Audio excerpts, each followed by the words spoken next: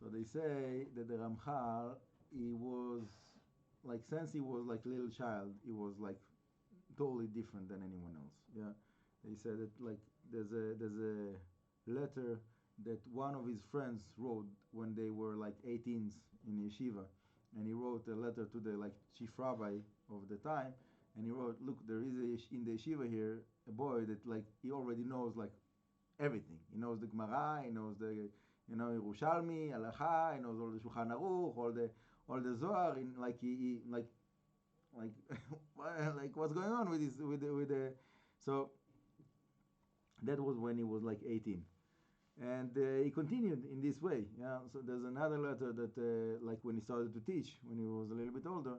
So he had one of his students, Rav Gordon, that sent a letter that like that he had like all of the like spiritual qualities of like being able to read people and to ask questions to like neshamot of tzaddikim, like all of those different things. He already had it when he was like very young. Yeah. And the problem was that he came right after the shock and trauma of Europe from Shabtai Tzvi, Yimach Shmo. So the many rabbis in his generation were like very, very extremely nervous that something like that won't happen again. One of them was Rav Moshe Chagiz, that was a rabbi of Yerushalayim, that went to Europe to find like people that are claimed to be rabbis that are really like following these like bad ways of Shabtai Tzvi.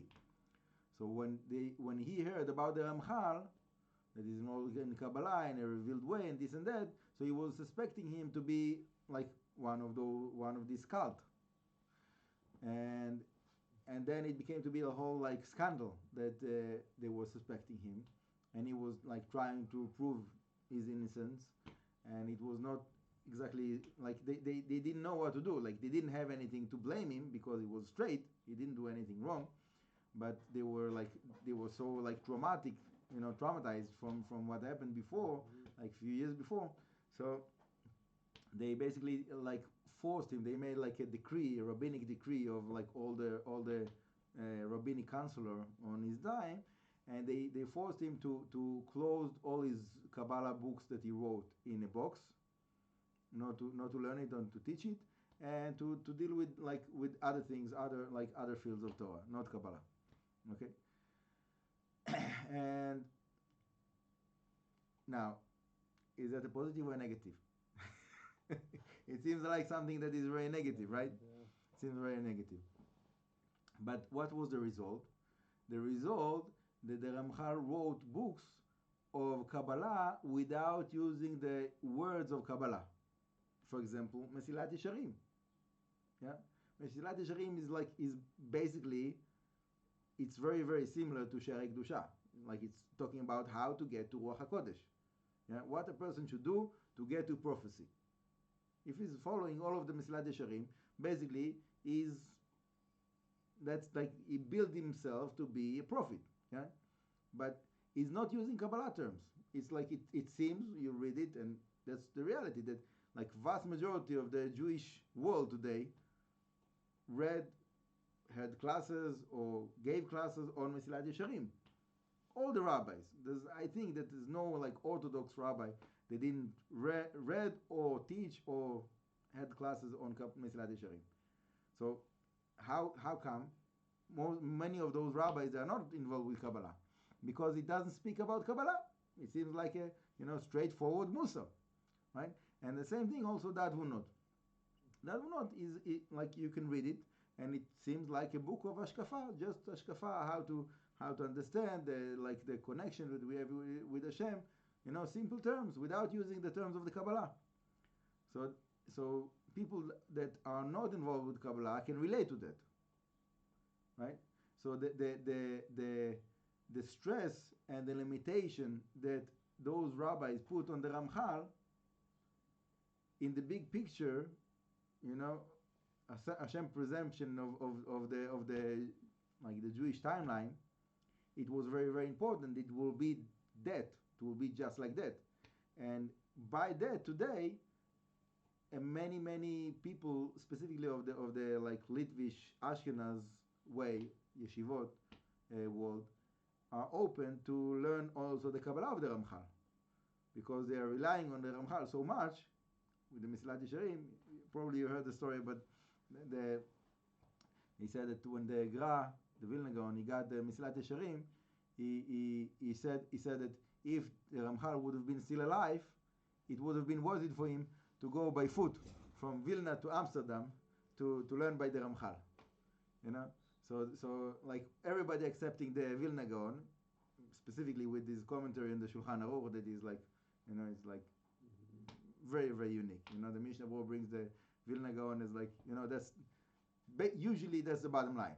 You know, many halachot we do like the Ashkenazim are doing like the Vilna Gaon. So if he said that he will accept the Ramchal as his rabbi, so who can say no to the Ramchal now, right? So the Ramchal became to be very, very fundamental. So you can't say that like you split this person, and like I accept his opinions about that, but I don't accept his opinion about that. And specifically, and the Rabbi Rav Friedlander, that he printed this edition of the books of the Ramchal, the green edition they call it. So this is he made the Dat Vunot, and then right after that the Sefer HaKlalim, and Sefer HaKlalim is specifically about the concept of the Kabbalah, and then he made connection, he made like footnotes, like in Sefer HaKlalim, look on that Vunot there, look on that Vunot there, you know, like so each concept that is brought down in Sefer HaKlalim, the Ramchal, so Rav Friedlander made a connection to how to look to see that in that Vunot. So then you can read the concept without the terms of the Kabbalah, just as Ashkafa, just to like the simple observation how to relate to life, and that's very profound. That's very profound. Like it's not something that is so obvious and common. Many people, they have this problem when they come in to learn Kabbalah, that like, okay, I hear all those concepts, I can understand like the structure, but like what does it mean to me? Like where is that and where is my life, right? So this special connection between the concept of the Kabbalah and the background that can relate to us, or how can we relate to that, that's a big step. And for many people in the Jewish world, specifically the Ashkenaz Orthodox rabbis, that will be the opening, the gateway to Kabbalah.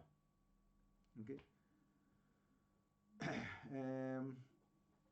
I think that for Hasidim, they like the whole Hasidut is basically the same thing. You know, to take the concept of the Kabbalah and to say it over in a way that people can relate to that.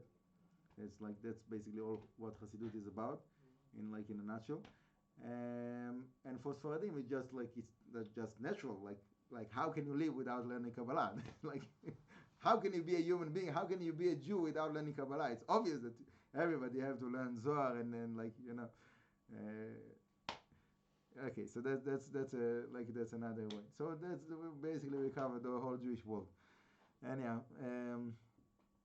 even for people that are not like Ashkenaz Litvish, I think that the Ramchal can add a lot to like the understanding of the spiritual worlds and how we are relating, how like what is the goal of all what we do here in that perspective of like the spiritual worlds of the Kabbalah. Yeah, so that's the reason I'm involved with it. Baruch Adonai Le'olam, amen v'amen.